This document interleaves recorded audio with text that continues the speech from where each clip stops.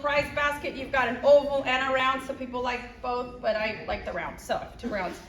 And I'm just gonna kind of mix it up with my hands and then put it into a nice ball and then stick it in here. And then I'm gonna let it sit for a half an hour. And then after the half an hour's up, maybe 45 minutes. I don't want it to grow too much though, because then it's kind of gonna lose its consistency. If I have to go to the store or I get interrupted, I can always take this and put it in the fridge. Because as soon as I put it in the fridge, it's gonna stop the process. It's gonna go dormant. So we're gonna talk a little bit about that because people like to travel, so we gotta talk about what to do with it or this when you go out of town. So anyways, from that, then I'm gonna, after half an hour, I'm gonna take, let's just pretend that I've got something in here. I've got these round pieces of parchment paper. Have you guys seen this before? And I get these on Amazon. So, I like Amazon. So I just put it over my dough and flip it over onto my pan. So, yes. Flour that basket or anything? Yes. Thank you. So, yes, you need to flour the basket before you put the dough in there so it doesn't stick. Now, I have the Le Creuset bread making pans. I invested in 2 of them. You don't have to get this brand. You could use a Dutch oven. I started by using that, but my pan was starting to get discolored, and I don't like that. So I didn't want to mess that up, so I invested in these. But like I said, I'm making 2 loaves every day, most weeks. So it's okay. But these can be pricey. So I'm gonna get it off. Let's just pretend I have dough here. I'm gonna get it to come off, and then I've got the dough. Or, now it's the bread, but dough. So from that, I'm gonna then take my little thing here. What is it called? Lamb. Okay. What is it? Lamb. Okay. And you put a razor blade on it. I'm not going to do that right now, but you stick a little razor blade on the end. There's special razor blades for this. And this is how you make your cuts. And you're just going to make whatever design you feel like. So this one here, I did swirls. Can kind of see it a little bit. Sometimes I do stars, like if I'm in the mood. This one here, I did 2 lines down the middle and then some lines on the side. There's books on more art that you can do. But so the other thing is, before I start cutting it, I'll put some flour on it and then just kind of rub it in so it's consistently floured on top. So then when I make the cut, it gives that 2-tone look. So you get kind of fancy with this. Can I ask a question? Yes. Is it just decorative or is it part of the rising and baking and everything? Well, you're right, it's both. As long as you have like one slit down the middle, then that's fine. Okay. That would be for that purpose, but then you can get decorative after that. So, and then I let it bake with the lid on for 20 minutes at a 450 oven. And then after 20 minutes, I just take the lid off and then let it bake the rest of the time. Go ahead, question. Have you ever done open baking and just? I have not. Results? Me either. Yeah, I've only recently heard about that. Open baking, me too. Yeah, so. So I do it all the time, and it does not come out as brown as if you use a. Okay. So you do 450 for 20, and then how long after? I do 23 minutes. After. Yeah, in my oven, so play around with the oven because everybody's is different. I have found that 23 minutes is gives me the perfect color on both sides that we like. And that, Again, it's 20 plus 20. yeah, so 20 with it covered, and then 23 with it off. And then, now here's the hard part. You're not supposed to cut into it for like an hour after you bake it, because it's still doing its thing. So That's really hard for this one here.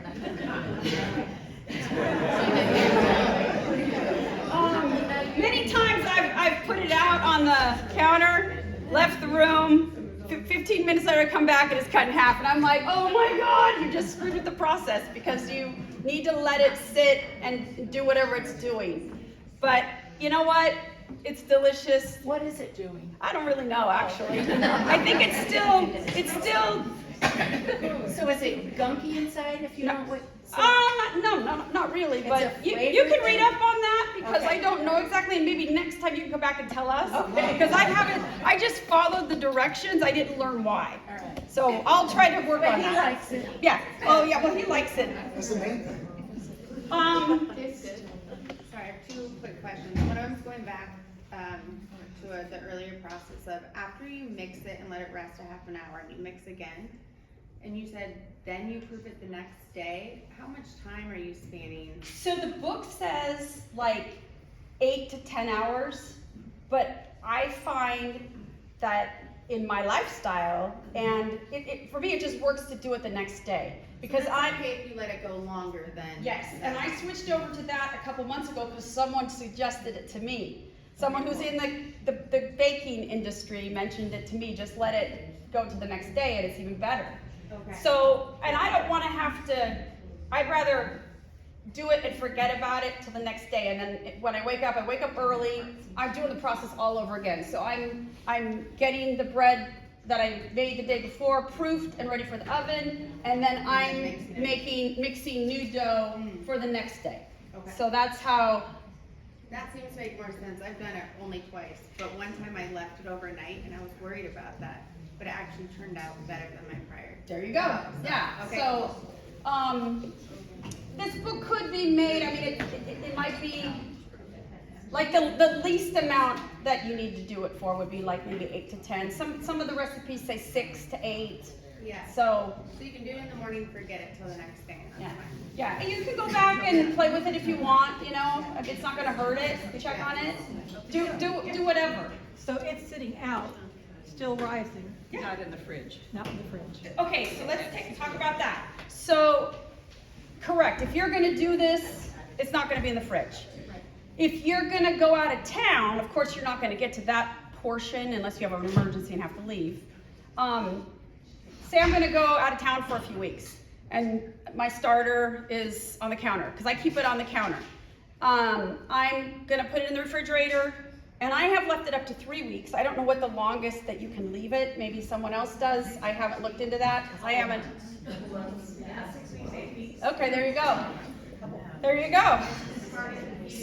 Yeah, that's right. So that's what you're gonna do. You're gonna bring it to a room temperature, and then it'll grow, and then cut half of it off, and then feed it again. So the ratio that I use is a half a cup of flour, a quarter cup of water, warm water. So there may be other ratios. Just experiment and find out what works best for you. Do you do that, well, for you do it every day? Yeah. Sometimes twice a day if I'm making crackers, then, Okay. you know, because if it grows and I want to make crackers in the afternoon, then I'm going to take half of it off, and then, Do you discard every time? yes. So But I'm what does that reusing mean? my discard. I'm a little confused about that process. So you can discard and throw it away, Yeah. or you could take that discard that you would throw away and you can make something with it. Yes. Why do you discard? Because you need to keep it alive. You know, you're just, I mean, I honestly don't know the Yeah. scientific explanation, You just know it's but important. go ahead. I've also ended up with huge, like, if you don't discard. Oh, yeah. You end up, it grows. Yeah. Yeah. And you end up with like, I ended up with 2 huge like cash and carry things in my refrigerator. Do you want some bread, Shauna? Do you discard it every time you bake or every day? Every day. Every time you do this.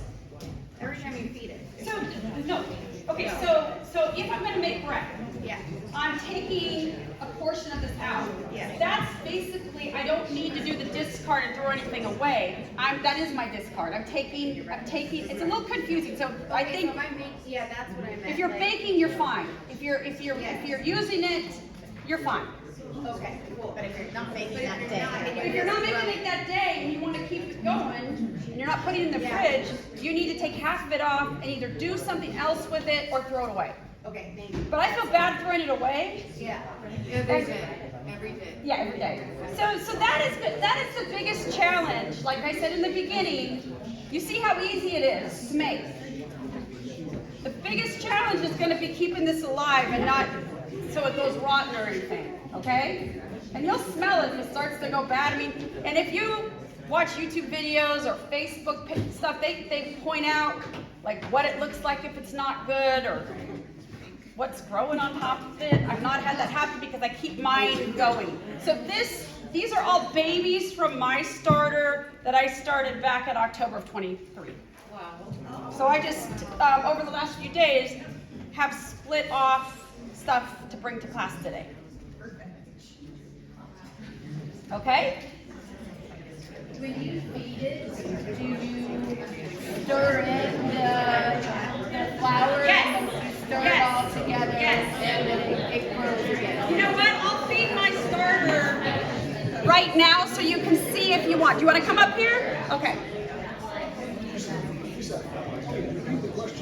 Okay, so her question to me was, when I feed it, do I stir it? I left that part out. I do stir it.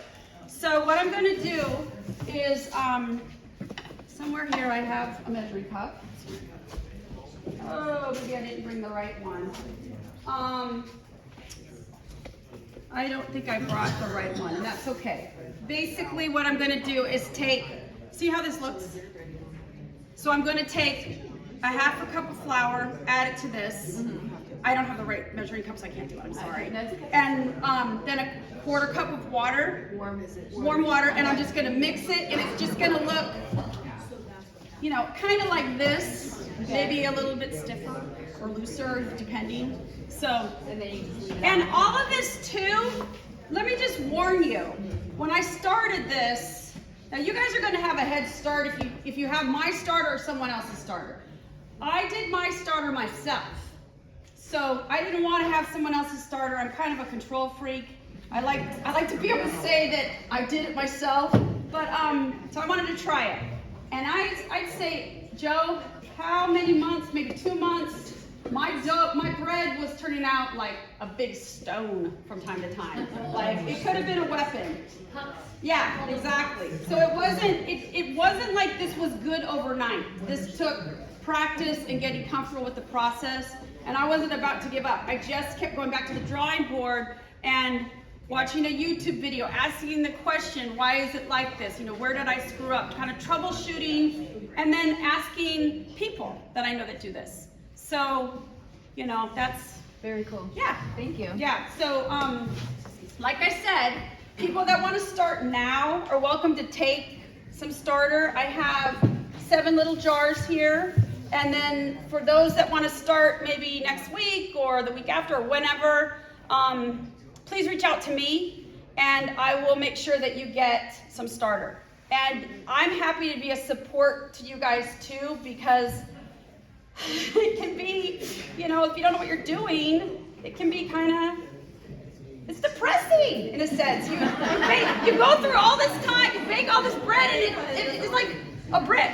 So then we have to figure out how can we tweak it to make it work for you. Marcy. I can offer a little bit of advice.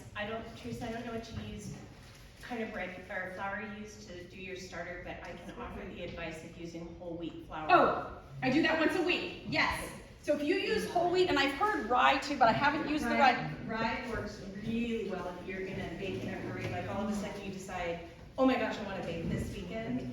It doesn't matter what kind of bread you're gonna bake, get rye flour to feed your starter, because it will grow like that. Whole wheat, also good. Yes. I mean, the best for daily, but rye, if you're gonna quickly need it to rise. Thank you for bringing this up. So about once a week, I actually do maybe one day I'll do a half and half of like a quarter cup of whole wheat and a quarter cup of the bread flour. And it does spike it up pretty good. So just play around with all this and find out what works best for you. So my question is, okay, I noticed you're feeding with the bread flour, King Arthur, which can get like pretty expensive. And so I've been feeding with regular unbleached flour. Is that, do you guys have advice? It works. It works, but the whole wheat is, I just use the whole wheat all the I time. have the whole wheat, I do add whole wheat or rye complications. I mean, honestly, go with whatever works for you. The way that I look at it, Yeah. okay, the sticker price, yeah, it's expensive, but guess what? You were buying bread before that was expensive. So it's kind of like you'll go spend $100 on dinner for yourself, but do it at your own house and get good stuff. I just bought the Costco bread flour. I did, I bought the bread flour, it was so much less expensive. Yeah. And one I bought like 10 of them. So one of those things is a heating pad for rising. Yeah. Like a heating pad on low. Yeah, so then you don't have to heat up your house as much.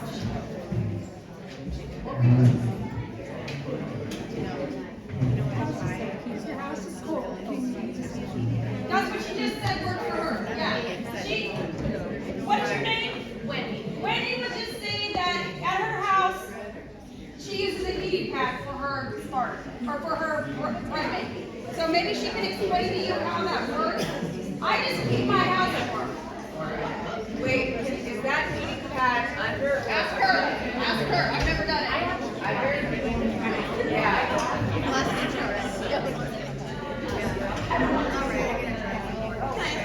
So you gave us a great idea of what it's like to do it every day, but what if you set up, okay, I can only commit to baking once a week? Do you actually put it in the fridge for a couple days, whatever? Hey, you guys, we're trying to have a class up here. So, one conversation, please.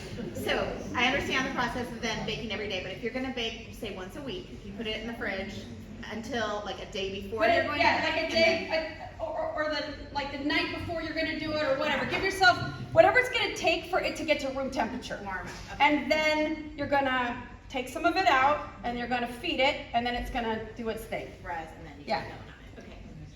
Okay. Can it be more than 70? I mean, is more than just the room temperature? I mean, what if you, like, lived in Florida or something? I don't know, I've never done it in Florida. I have no idea. That would be, yeah, that would be fun, I'd love to. I would ask that question maybe on the internet. Ask that, because I've only made it here. We go to Palm Springs, I've never made it there. That might affect things. In the summertime, because our summers are getting hotter, I did not notice a difference. So, I don't know. But it might make it grow faster.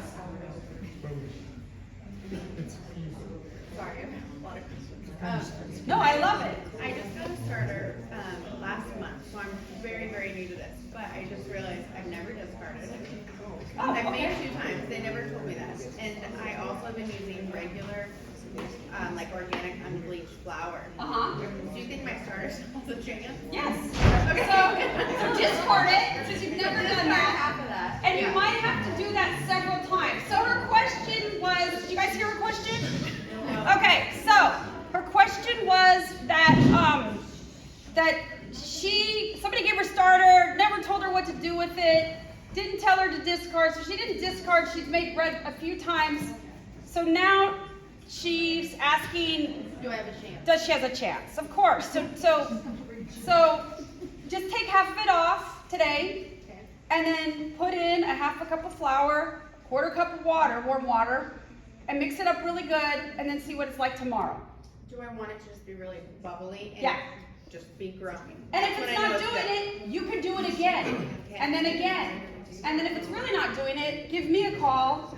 And if you don't live too far away, I'll bring you some starter. We can meet somewhere. Yeah, connections. Yeah, you got connections. Thank you. You're welcome. Okay, any more questions? Yes. If you're only going to bake in a week, Uh-huh. okay, Do you still feed and discard? You have two choices. Stick it in the fridge. Either way works. So if you're gonna be home, you can leave it on the counter and just do the process and throw it away, or make pancakes or crackers or pizza or whatever. Or just put it in the fridge and then go ahead and take it out maybe the night before, and then when it's at room temperature, you can just then throw some of it away and then feed it, and then it'll start to grow. So for the next day. Yeah. Great. Now, when you bake it and you don't have one of those yet, can you just cover it with foil, or, I mean, when you. I don't know if that's gonna turn out right, because the idea is that this is steaming, you know, it's kind of like contained. If you use foil, it's just covering it, but I think that, I can't promise you that's gonna work. Yeah. I mean, it is an investment to get started, but I can tell you that if you're gonna be consistent, you wanna have good stuff to do this with. And then it is so satisfying. You know, there's nothing better than giving people loaves of bread that you made, and then they love it. It's a great feeling. So I say make the investment eventually.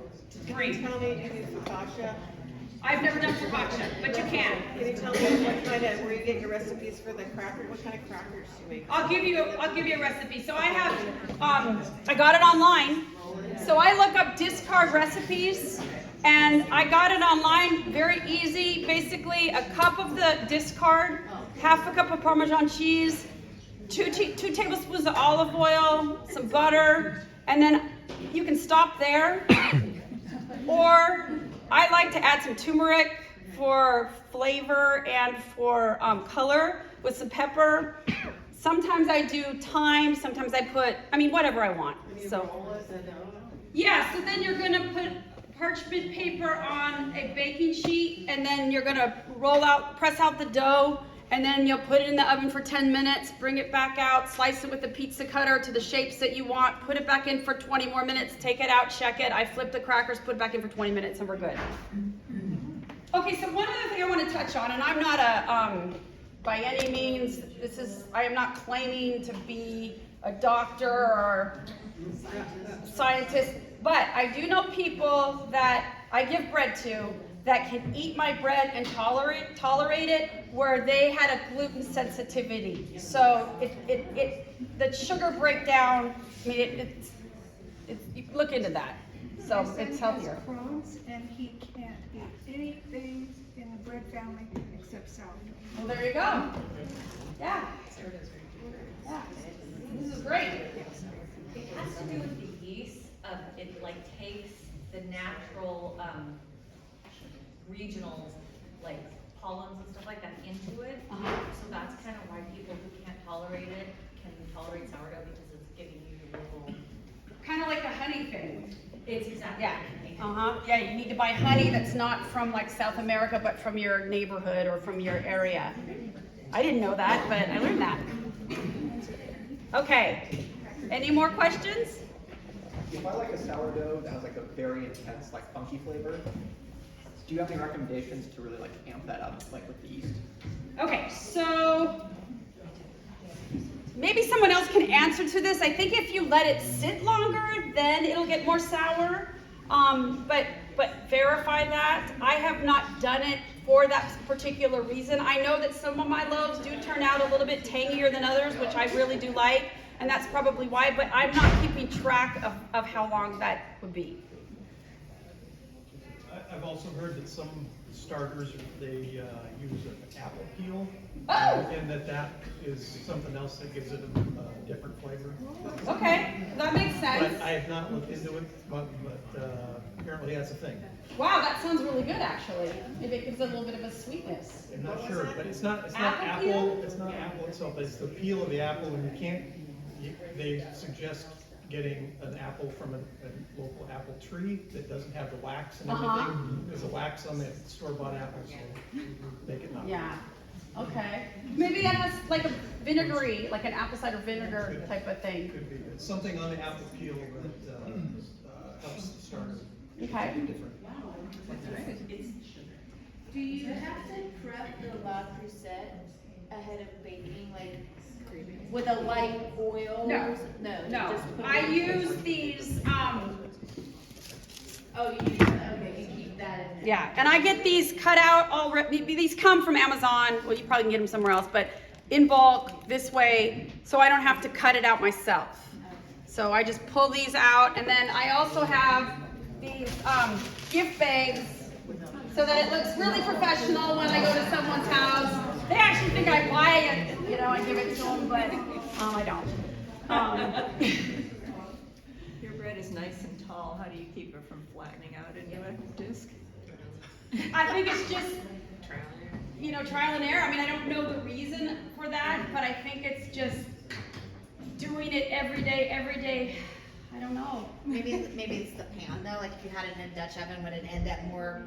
Oh, if you, cool, it could be, you know, yeah, more yeah, but I think she's, particular? the height, maybe, yeah, I don't know. I think you start to see your dough. I think you start to see your dough once you start to get to know your dough. Yeah. Because it took me like a year to get it remotely, but it's a feeling. that Like if dough. you know if the dough's too watery, it's not gonna turn out right, that's for sure. I mean, I had a throw away yesterday that was a little bit too watery. I just like, forget it, I'm not even gonna work with it.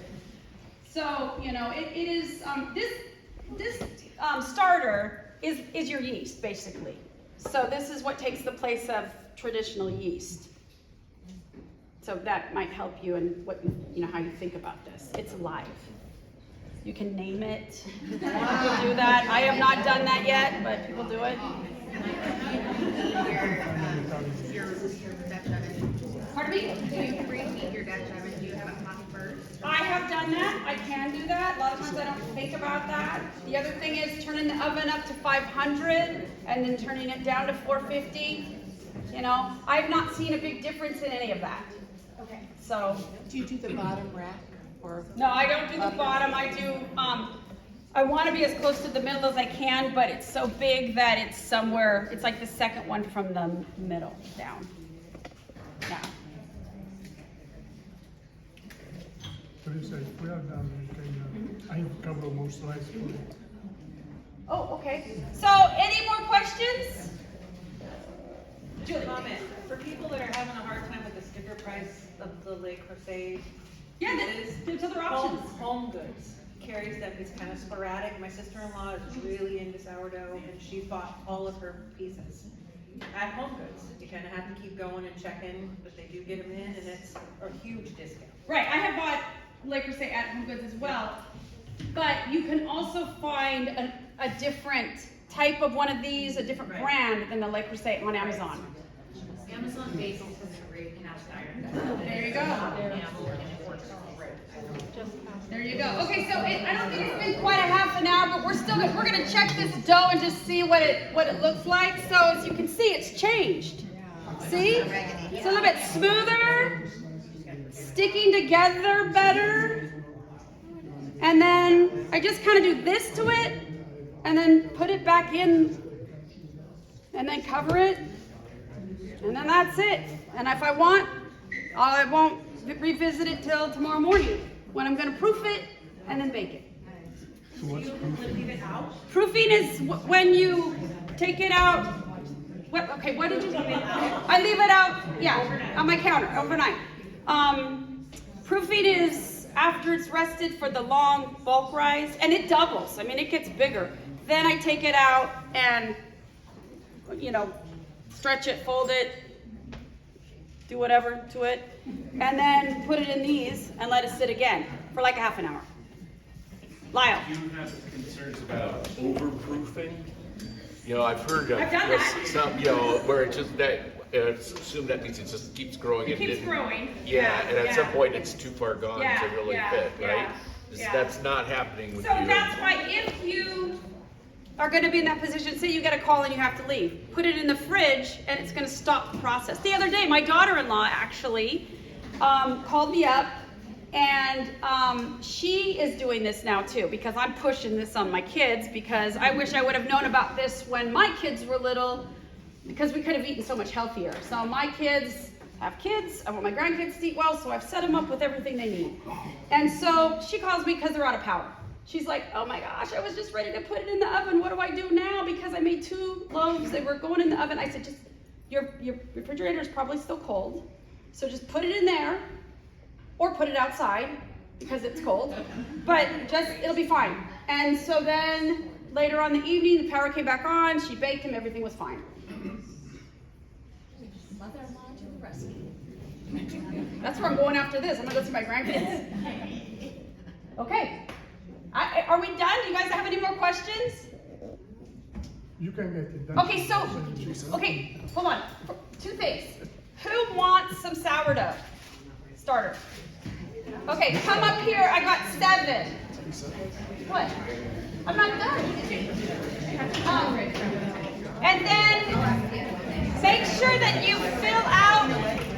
We're going to do the drawing after Michael's done. You raised your hand first, so you come on up here. I'll save this for you.